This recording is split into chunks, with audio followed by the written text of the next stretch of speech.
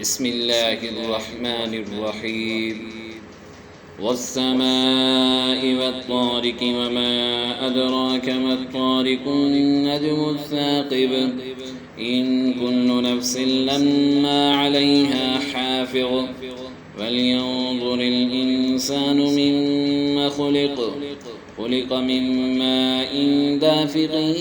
يخرج من بين الصلب والترائب إنه على رجعه لقادر يوم تبلى السرائر فما له من قوة ولا ناصر